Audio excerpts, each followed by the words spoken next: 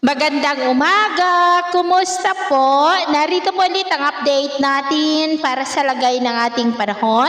Ngayong umaga po ng May 9, 2026. Sa ngayon po ay patuloy pa rin na easterlies ang hangin na umihip po dito sa ating bansa. Mayroon pong bagyo sa silangan na mayroon pong international name na hagupit pero wala pa po itong direktang epekto sa alinmang bahagi ng ating bansa.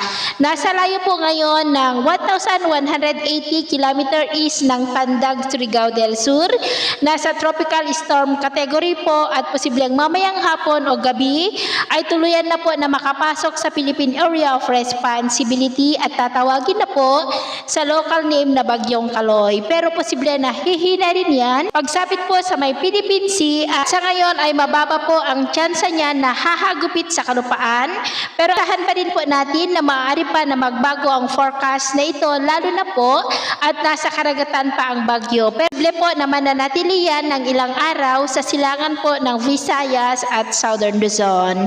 At sa lagay ng ating panahon ngayong madaling araw ay maayos naman ang panahon sa malaking bahagi ng bansa pero may tsansa ng mga isolated rains sa ilang bahagi ng Aurora, Infanta, Sorsogon, Catanduanes, Samar, Tacloban, Cebu, Escalante, Capiz, southern part ng Palawan, Zamboanga Peninsula, Sultan Kudarat at ilang bahagi po ng Davao. At mamaya ay sisikat ang araw sa malaking bahagi ng bansa, mainit at malinsangan ang panahon.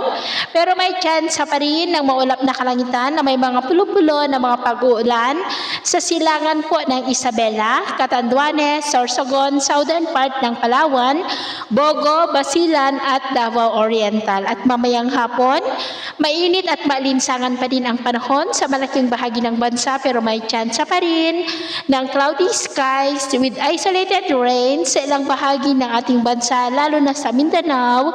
Kaya mag-ingat po tayo lalo na sa panganib pa rin na dulot po ng mainit na panahon. At sa atin naman pong mga baybayin, wala po tayong nakataas na namang gale warning signals pero iba yung pag-iingat lamang po kung papalaot tayo para po mas makaiwas sa mga sakunang pangkaragatan.